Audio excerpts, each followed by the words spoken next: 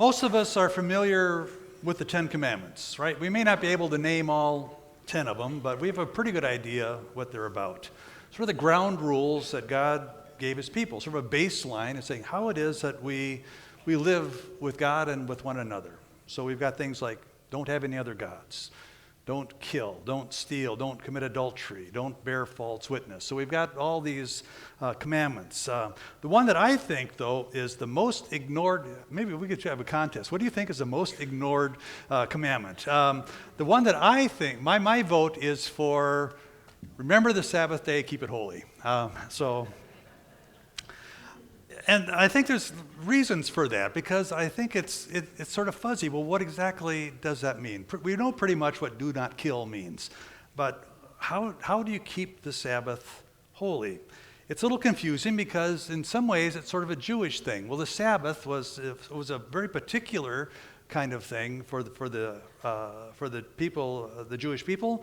It was the last day of the week. So it began at sundown on Friday, went until sundown on Saturday. Now, as Christians grew out of this Jewish movement, we transferred our day of worship away from sundown Friday to sundown Saturday to Sunday, from Sunday morning until Sunday night. And so in some ways we're saying, well, wait, is that still the same Sabbath, or is this a different thing we're talking about now? Or does it even matter? I don't know if it matters what day we do it, but I think Sabbath is an important thing. If you read the commandments in the Bible, there's two places where it shows up, right? The book of Exodus and the book of Deuteronomy. So the first place in Exodus is when they just come out of Egypt as slaves. Moses comes, let my people go.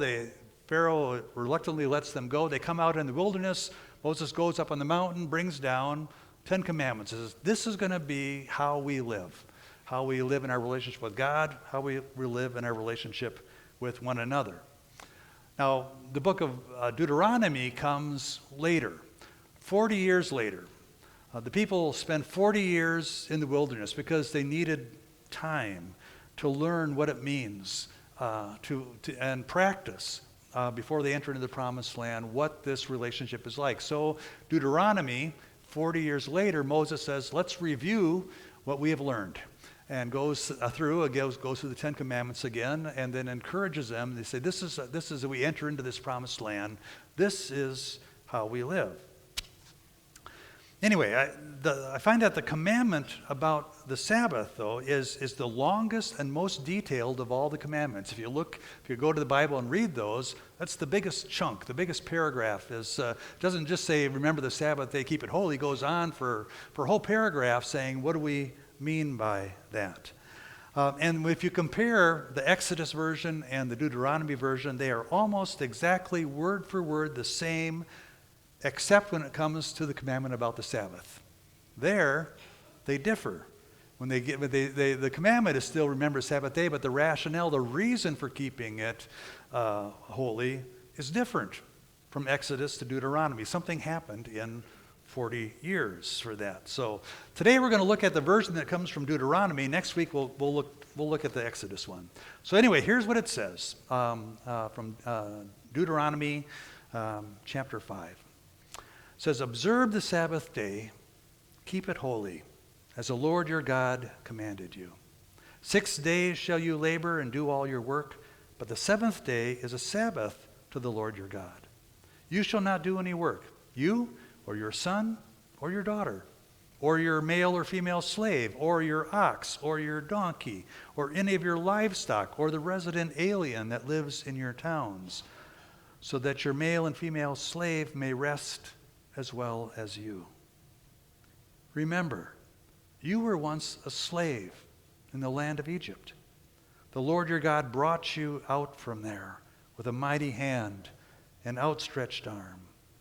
Therefore, the Lord your God commanded you to keep the Sabbath day. That's what Deuteronomy says. Again, whenever we go to Scripture, context becomes important. The descendants of Abraham had been, at this point, had been slaves in Egypt for 15 generations. 15 generations, 400 years. This is a long time. Their identity, as long as people could remember, they had been slaves in Egypt. There was no one alive. There was no memory of a time when they were not slaves. It's one thing to free someone from slavery. It's another thing to equip them to live in a world that in many ways they were not prepared for. I mean, we've seen it in history. You can remove a dictator, but if you don't have something to take its place, the country just falls into chaos. So Moses brings to the people, who for generation didn't have to worry about what should we do. They simply followed orders. How do we become self-determining? How do we know? What should I do today? How shall I live? When they weren't told what to do or when to do it. I mean, freedom can be chaos if there's no structure to it. So God, through Moses, gives them this framework, right? We call it 10 Commandments. How to live with God, how to live with your fellow human being. And we call these things the commandments. They weren't given because God felt a need to control people. In many ways, it was given as a gift to say, how can you have this freedom now, but how do you keep it from, how do you keep focus in the midst of that to know what we should do, what we shouldn't do? How do we have help to make decisions with that? And change doesn't come easy. It takes them 40 years of practicing before they're ready to enter the promised land. Enough time for a whole generation to pass away. So except for 2 people, everyone who had been born or who knew slavery had died in the wilderness, and it was a whole new generation that had not known that was about to enter into the promised land. So slaves find their worth, their identity in what they can do, right? It's tied to their ability to stay productive. If a slave is no longer useful, they're discarded. They are replaced with someone who is productive. It's a dangerous way to live. I mean, if our identity is tied to being productive, what happens when we grow old or become disabled or we lose our edge? It affects how we think about children or the elderly or the sick or immigrants. When I think about commandments, especially this commandment about the Sabbath, I think it is about how do we figure out our identity? Who are we? What is our worth? And I think this commandment says it's not based on what you do. It's not based on your productivity. Your identity is that of a beloved child of God. Regardless of whatever distinctions we use to divide us, worth and identity don't come from what we do, but from who we are. I think this Sabbath was given so we could step away from the busyness of being productive and all the doing, where we stop measuring and comparing and competing and striving, and we simply are. We find that some of these, when these distinctions that we use to define ourselves disappear, we can focus more on what it is that we have in common. Unlike sort of this Protestant work ethic that many of us have grown up with, we don't work hard so we can have a rest. The Sabbath is about first resting so that we can work, or we know what we should do or how we should do it. That's why the Jewish day begins at sundown instead of sunrise. I always thought that was weird. How does the day start when the sun goes down? But for the Jewish people, you begin first with rest. After you rested, then you can wake, you're renewed for the demands of the day. You don't start Sabbath after the work is all done, all right? First you rest, then you can work. You start when the sun goes down. The tasks will always be there. They'll be there later. If we never rest until the work's done, we may never rest. We just run from one thing to the next. I don't think it matters what time period you use to set aside to get perspective, whether it is sundown Friday to Saturday or Sunday or Wednesday afternoon to Thursday afternoon. as much as it is that we just find some time that we carve out to get perspective on the rest of the week. Creation has these rhythms. We see it all around us and through the seasons and all the different parts of creation. This rhythm of resting and then renewal and then producing. Sometimes we work against it. When we invented electricity, we made it possible to stay up and keep working even after the sun goes down. And sometimes we even look at our busyness as a badge of honor, that we're not someone who wastes time, right? And sometimes we unintentionally can pass this on. Some of you might be like me. I suffer from FOMO, all right? You're familiar with FOMO? The fear of missing out, all right? There's always one more thing I could get done, all right? If I just, and so there's one more thing I could do, and I see something happening, I want to make sure I don't do that. This is one of the things I've passed on to my granddaughter. She has caught this FOMO bug as well, and she pronounces every night, "I hate going to sleep," and she fights it. She'll just keep wiggling and jumping and moving around to keep her body from relaxing and going to sleep because she wants to keep doing stuff. There's more that's important. We try to remind her. Says, there's going to be another day and all kinds of things that we can do tomorrow, and if you're well rested, you'll do better. Enjoy that more, which doesn't go very well talking to a 6-year-old. But the idea is sound, right? In order to experience the fullness of life, we need to step out, right? Take a break from that. It's interesting, when Paul writes to the Galatians, he says, he talks about freedom. It's one of the big themes in the book of Galatians. He says, for freedom, Christ has made us free. So stand therefore, do not submit again to the yoke of slavery. I think it's what Moses was getting at as well. He says, don't just trade one master for another master, right? I think Moses says, we're going to break this cycle of slavery. And the Sabbath was the tool to do that. It's not about simply what we do. And for us, we don't have someone standing over us with a whip, making demands on us. But oftentimes we enslave ourselves in ways, right? Sometimes it is expectation of other people that I need to produce, I need to be able to do this. But sometimes we bring it on ourselves. It's easy for us to overextend, to become impatient, to want it all now. And sometimes we, in our attempts to have it all now, we get financial obligations or time commitments piled up so high that we feel like we have no time. We meet ourselves coming and going. And it all might be good stuff that we're doing. But simply because we can do something doesn't mean that we should do something. Sabbath invites us to unplug so we can recharge, regain perspective on why it is that we're here.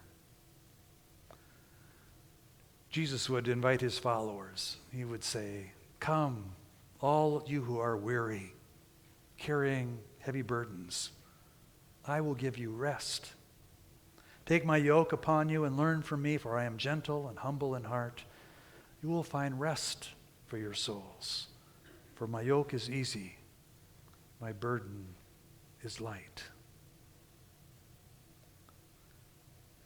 When we read from the psalm earlier, we talked about this term, Selah.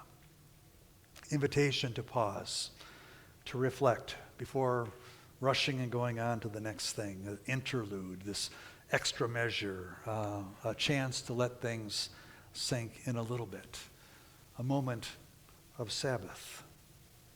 So this morning I want to give us just a little time to sit and be still, to not work on our list of things to get done this weekend, to not think about the piles of laundry or the unmowed lawns, but simply to be for a moment. I thought about doing it with silence, but sometimes silence can be a little uncomfortable for us. So I'm going to use some music, but I'm going to give you 4 minutes to do absolutely nothing, all right? So this is my gift to you. You get 4 minutes. Don't do anything. I'll put some music on just to help us maybe give us a little bit of focus in the midst of it. It's by a group. The name of the music group is Selah, all right? And the song is simply called Be Still. You can close your eyes if you want, relax. If you fall asleep, don't bother them, let them go and sleep. It's so loud, Take it down just a little bit. I just can't seem to slow this down. I need you more than ever now. Let the silence be the only sound. Your glory Just breathe deep, breathe comes in, the only thing I breathe see. out. Your beauty brings me to my knees. The awe that you inspire in me makes me wanna be still, so still you can hear me breathing in, so still you can hear me breathing out. Let your calm descend upon me now. So now I stand before you broken down, my feet upon this holy ground. I can feel your presence all around. Makes me wanna be still, so still you can hear me breathing in, so still you can hear me breathing out. Let your calm descend upon me now.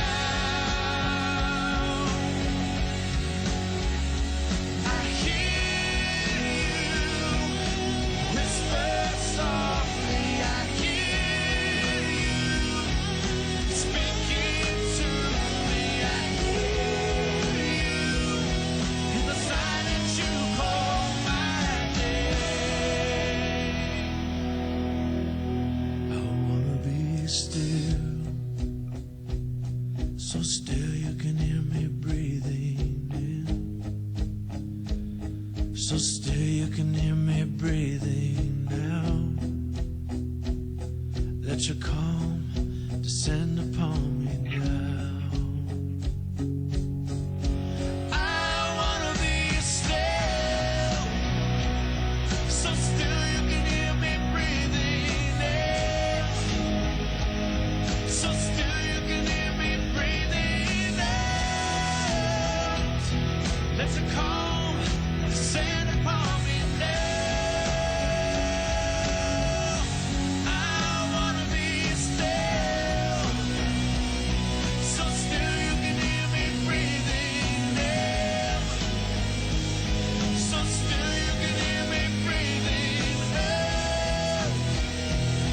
Let your calm descend upon me now. I wanna be still. I wanna be still. I wanna be still. Be still.